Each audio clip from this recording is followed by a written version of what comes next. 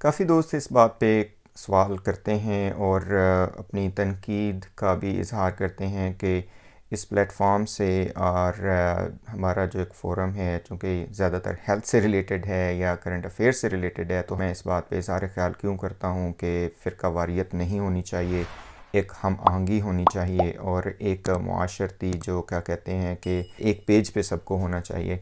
तो मैं बात करना चाह रहा था कि फ़िरका वारियत क्यों नुकसानदेह है। देखें, फ़िरका वारियत जो है इससे सिवाय दुश्मन के अज़ाइम को पूरा करने के आप कुछ भी नहीं हासिल कर रहे। फ़िरका वारियत की जो नफ़रतें हैं वो फैलाना बहुत आसान है। ठीक है जी, देखें डिफरेंसेस हैं डिफरेंट लोगों के दरमियान, डिफरेंट फ़िरक़ों के दरमियान, लेकिन ज़्यादातर जो डिफरेंसेस हैं वो कॉमन डिफरेंसेस हैं। ठीक है, वो ऐसे नहीं है कि जिनकी बेस पे आप जो है ना दूसरों की तकफ़ीर करना शुरू कर दें, दूसरों के गले काटना शुरू कर दें। 95% एक ही चीज़ है, 5% जो है ना वो ओपिनियंस हैं, डिफरेंट हो सकते हैं, लेकिन उसका मतलब हरगिज़ ये नहीं है कि आप जो है ना जी दूसरों को सफ़ा हस्ती से मिटाने की बातें शुरू कर दें। तो फ़िरका वारियत नुकसानदेह जनाब इसलिए है कि जब फ़िरका वारियत की बेस पे आप एक मुआशरे में इस तरह के नफ़रत के बीज बोते हैं तो गली मोहल्लों में नफ़रतें शुरू हो जाती हैं, और यही पिछले 40 सालों से पाकिस्तान में हो रहा है।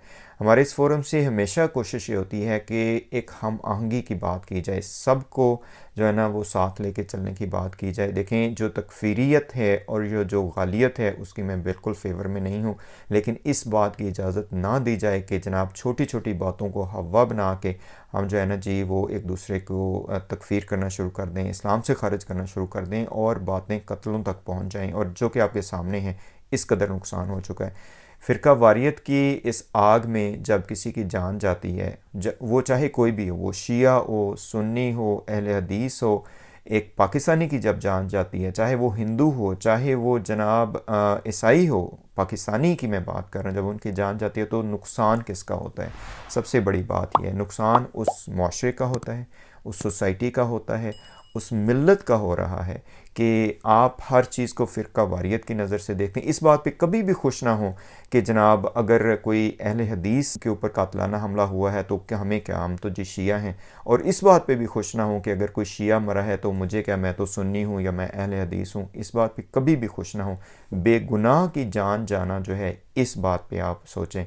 और जब तक हमारे माशरे में ये सोच डेवलप नहीं होगी कि नुकसान हमारा अपना है, नुकसान इस मुल्क का है और नुकसान इस सोसाइटी का है। मैं वही बता रहा था ना कि जब एक डॉक्टर शहीद होता है या डॉक्टर की एक वो होती है तो किसका नुकसान होता है? उस मुआशरे का और उन मरीज़ों का नुकसान होता है। इसी तरह एक आलिम दीन जो है उसकी शहादत होती है, वो फ़िरका वारियत की भेंट चढ़ता है तो किसका नुकसान होता है? इसी तरह एक बिज़नेसमैन जो है जब उसकी जान जाती है फ़िरका वारियत की नज़र में, किसकी वो नुकसान होता है? अभी कुछ दिन पहले पता चला कि फैसलाबाद एग्रीकल्चरल यूनिवर्सिटी के एक बहुत ही यंग जो हैं और बड़े ही काबिल जो स्टूडेंट हैं उनकी डेथ हो गई, सिर्फ इस वजह से कि वो शायद शिया था। मुझे जो ख़बर मिली तो बहुत अफसोस हुआ, और वो पता चला कि वो जो स्कॉलर हैं उनको किसी यूरोपियन कंट्री में एक स्कॉलरशिप भी मिला हुआ था वहाँ पे जाके स्टडी पीएचडी करने के लिए। तो आप मुझे ये बताएं कि अब जब इस बंदा, चाहे वो शिया था, सुन्नी था, वहाबी था, ये जो भी था, ये जो हमने डिफरेंसेस पैदा किए हुए हैं, उस बंदे के कत्ल होने से, उस बंदे के शहीद होने से फ़िरका वारियत की बेस पे किसका नुकसान हुआ है? हो सकता है वही बंदा कल को जाके जनाब बहुत बड़ा एक जो है ना वो एक इन्वेंशन करता।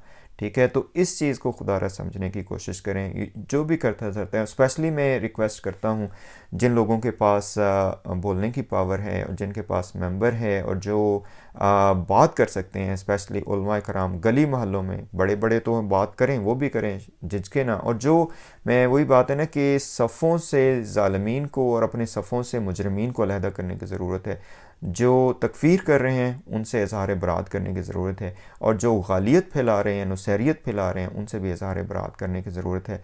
लेकिन फ़िरका वारियत को हवा देना किसी के भी फ़ायदे में नहीं है। इसलिए फ़िरका वारियत के ख़िलाफ़ बात करनी चाहिए, फ़िरका वारियत के ख़िलाफ़ भरपूर अंदाज से हमें कोशिश करनी चाहिए और इस बात पे ख़ामोश नहीं रहना चाहिए। चाहे आप जो भी हैं, अगर आप बात कर सकते हैं अपनी ज़ात से शुरू करें, अपने घर से शुरू करें और अब फिर अपने गली मोहल्ले और माशरे से शुरू करें कि इस लानत को हम जो है ना दूर फेंक दें अपने अज़ीम मुल्क पाकिस्तान की सोसाइटी से।